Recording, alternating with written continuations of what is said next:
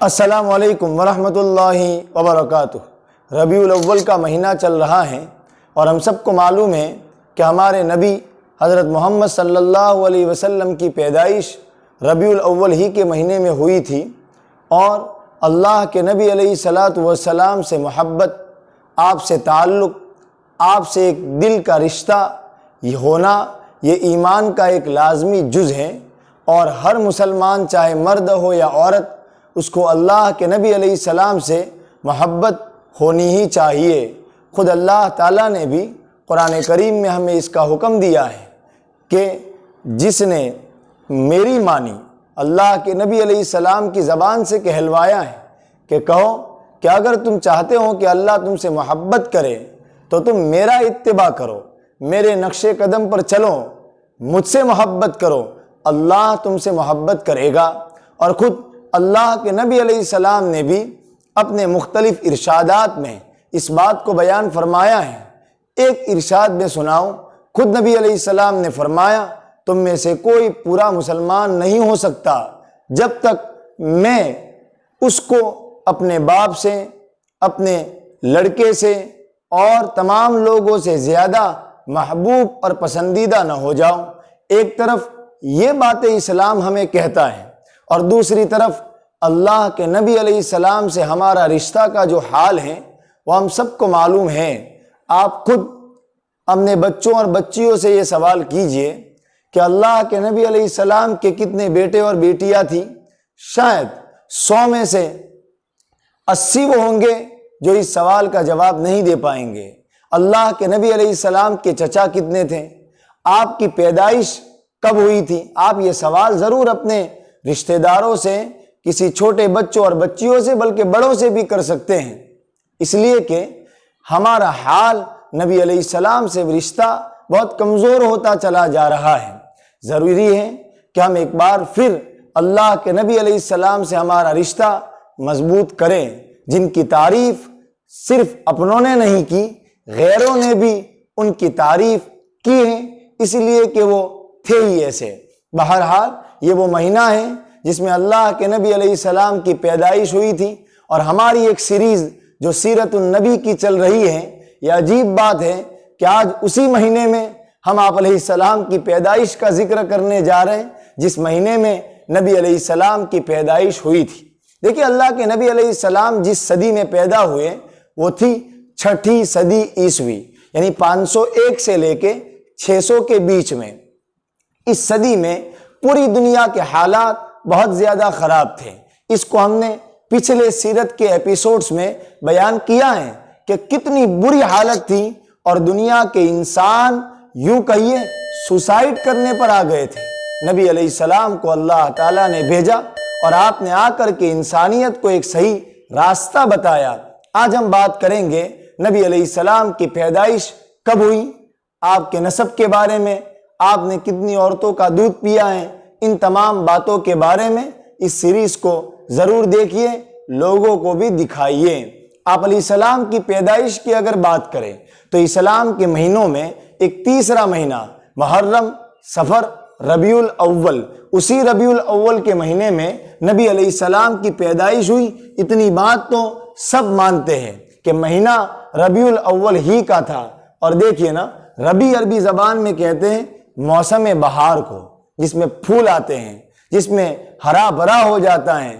شاید نبی علیہ السلام کے ربیع الاول سے اشارہ ہوا کہ اب دنیا جو ویران ہو چکی ہے ایک بار پھر ہری بھری اور تر و تازہ ہو جائے گی۔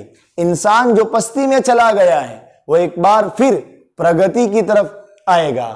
تو مہینے کے بارے میں تو سب متفق ہیں کہ ربیع الاول کا مہینہ تھا۔ تاریخ کون سی تھی، اس سلسلے میں ہمارے علماء کی 2-3 رائے ہیں۔ کچھ لوگ کہتے ہیں کہ وہ تاریخ 8 ربیع الاول کی تھی، کچھ لوگ کہتے ہیں وہ تاریخ 9 ربیع الاول کی تھی، کچھ لوگ کہتے ہیں وہ تاریخ 12 ربیع الاول کی تھی۔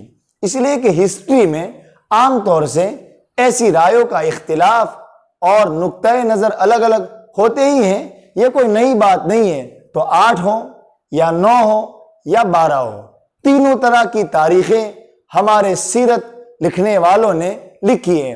کسی نے 8 لکھی ہیں، کسی نے 9 لکھی ہیں، کسی نے 12 لکھی ہیں۔ بہرحال ربیع الاول کا مہینہ تھا، تاریخ ان میں سے کوئی نہ کوئی تھی۔ یہ تو اردو تاریخ کی بات تھی۔ اگر ہم انگریزی تاریخ کی بات کریں تو انگریزی میں مہینہ تھا اپریل کا، اور تاریخ کون سی تھی؟ یہاں اگر الگ الگ گنیں گے تو اس حساب سے یہاں بھی فرق پڑے گا۔ کچھ لوگ کہتے ہیں 17 اپریل، کچھ لوگ کہتے ہیں 20 اپریل، اور کچھ لوگ کہتے ہیں 22 اپریل۔ بہرحال جو بھی اپریل کی تاریخ ہو، 17 ہو، 20 ہو یا 22 ہو، سال کون سا تھا؟ ابھی 2023 چل رہا ہے۔ جب اللہ کے نبی علیہ السلام پیدا ہوئے اس وقت سال چل رہا تھا 571، اور اس سال کا نام کیا تھا؟ اس سال کا نام تھا عام الفیل، ہاتھی والا سال، جس میں ابرہہ کو اللہ تعالیٰ نے ہلاک کیا تھا، جس پر ہم نے پچھلے ایپیسوڈ میں بات کی تھی۔ بہرحال یہ اللہ کے نبی علیہ السلام کے پیدائش کا معاملہ ہے۔ اب غور کیجئے، جو لوگ میلاد النبی مناتے ہیں کہ اس دن میں اللہ کے نبی علیہ السلام پیدا ہوئے تھے، تو کیا وہ 12 کو منائیں گے؟ تو 12 بھی کچھ شور تو ہے نہیں کہ اسی دن میں اللہ کے نبی علیہ السلام پیدا ہوئے تھے۔ ہو سکتا ہے 8 کو، ہو سکتا ہے 9 کو، ہو سکتا ہے 12 کو۔ بہرحال شور نہیں کہا جا سکتا کہ یہی تاریخ تھی۔ اگر بات کریں آپ کے نسب مبارک کی، آپ کے خاندان کی، تو ہم کو آپ علیہ السلام کا نام تو معلوم ہے، محمد۔ آپ کے ابا کا نام بھی معلوم ہے، عبداللہ۔ آپ کے دادا کا نام بھی معلوم ہے، عبد المطلب۔ لیکن اس سے اوپر کیا نسب نامہ ہے اللہ کے نبی علیہ السلام کا؟ وہ نسب نامہ کچھ اس طرح ہے: محمد بن عبداللہ بن عبد المطلب بن ہاشم بن عبد مناف بن قصی بن کلاب بن مرہ بن کعب بن لوئی بن غالب بن فہر بن مالک بن نضر بن کنانہ بن خزیمہ بن مدرکہ بن الیاس بن مضر بن نزار بن معد بن عدنان۔ عدنان تک تو سب لوگ مانتے ہیں، لیکن عدنان کے بعد اور یہ بھی شیور ہے کہ عدنان جو ہیں وہ حضرت اسماعیل علیہ السلام کے خاندان سے ہیں۔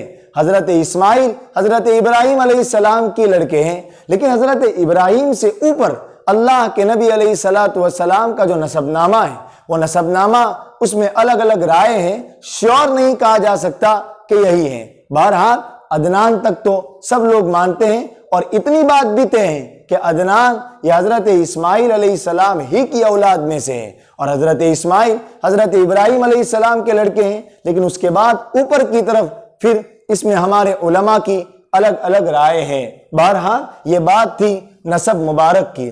جب آپ علیہ السلام پیدا ہوئے تو آپ کی امی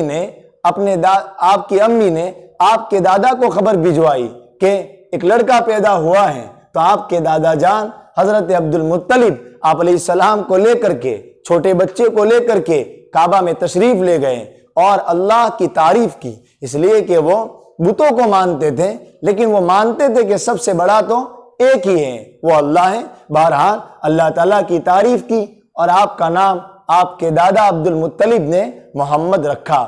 ایک بات میں بتا دوں، اللہ کے نبی علیہ السلام کے جب پیدا ہوئے تو پیدا ہونے سے جسٹ پہلے دنیا میں عجیب و غریب واقعات ہوئے۔ یہ واقعات اشارہ کرتے تھے اس بات کی طرف کہ اب دنیا میں حق کا غلبہ ہوگا، اب دنیا میں حق اور اسلام کا غلبہ ہوگا۔ ایسے بہت سے واقعات، جیسے ایک واقعہ یہ بیان کیا جاتا ہے کہ ایران کے لوگ آگ کی پوجا کرتے تھے۔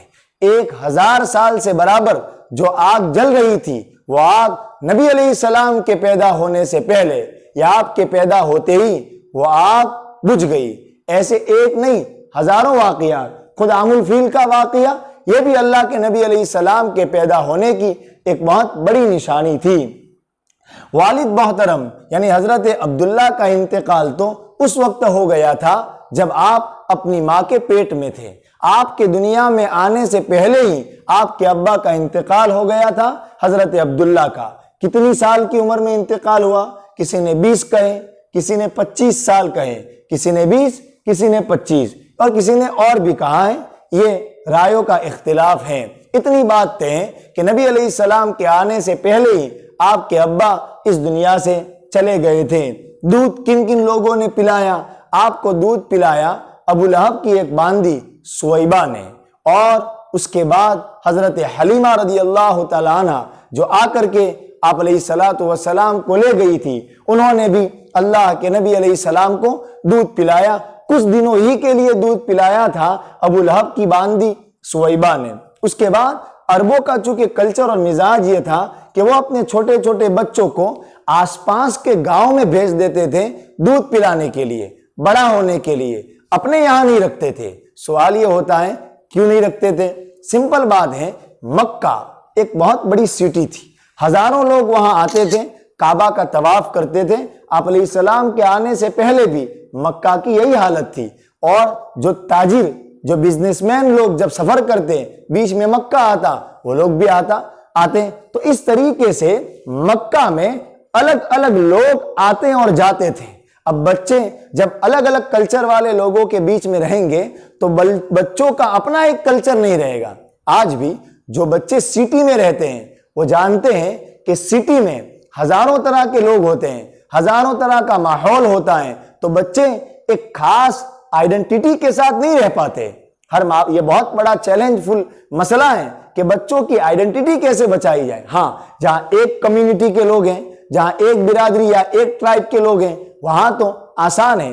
اس لیے عرب کے لوگ اپنے بچوں کو مکہ میں نہیں رکھتے تھے، وہ مکہ کے آس پاس چھوٹے چھوٹے گاؤں اور دیہات میں بھیج دیتے تھے تاکہ وہاں صاف ستھرا ماحول ملے۔ وہاں الگ الگ کلچر نہیں ہوگا، وہاں ایک ہی کلچر ہوگا جو ان کا عرب کا خالص کلچر تھا۔ اور عرب اس معاملے میں بڑے حساس تھے، بڑے سینسیٹیو تھے کہ ہمارا عربی کلچر یہ نہ جانے پائے، اور زبان بھی اس کی بچ جائے گی۔ یہاں الگ الگ مختلف ممالک اور ملکوں سے لوگ آئیں گے، زبانیں الگ الگ ہوگی تو زبان بھی مکس ہو جائے گی۔ اگر گجراتی کا کوئی بچہ راجستھان میں بڑا ہوگا تو وہ مارواڑی سیکھ لے گا، پکی بات ہے یہ۔ تو اسی لیے عرب کے لوگ اپنے بچوں کو آس پاس کے دیہاتوں میں بھیج دیتے تھے۔ اسی لیے عبد المطلب بھی اس تلاش میں تھے کہ میں اپنے بچے حضرت محمد صلی اللہ علیہ وسلم کو کہیں بھیج دوں، اور اتنے میں حضرت حلیمہ رضی اللہ تعالیٰ عنہ آئی اور وہ بچوں کو تلاش کرنے لگی۔ سب عورتوں نے، چونکہ وہ اکیلی نہیں تھی، وہ کچھ عورتیں ساتھ میں آئی تھی، تو سب عورتوں نے حضرت آپ علیہ السلام کو یہ کہہ کے ٹال دیا کہ ان کے ابا تو ہے نہیں، ابا ہوں تو کچھ ملے، لیکن ابا تو ہے نہیں، اب ماں اور دادا ہیں، ان سے کیا لیا جائے؟ تو پروفٹ نہیں دکھ رہا تھا۔ لیکن حضرت حلیمہ نے بھی شروع میں تو انکار کیا، لیکن پھر پتہ نہیں کیا ہوا کہ حضرت حلیمہ نے نبی علیہ السلام کو لیا اور آپ کو لے کر کے وہ اپنے وطن واپس چلی۔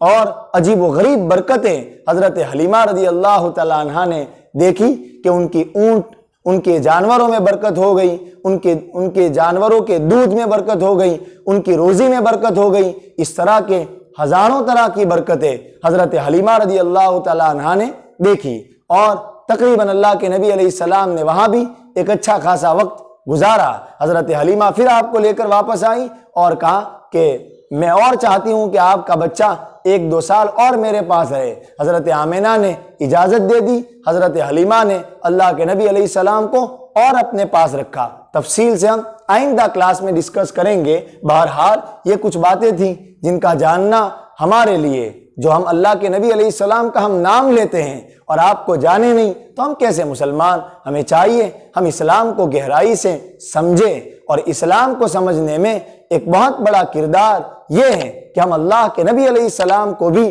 سمجھیں۔ باقی باتیں آئندہ کلاس میں کریں گے۔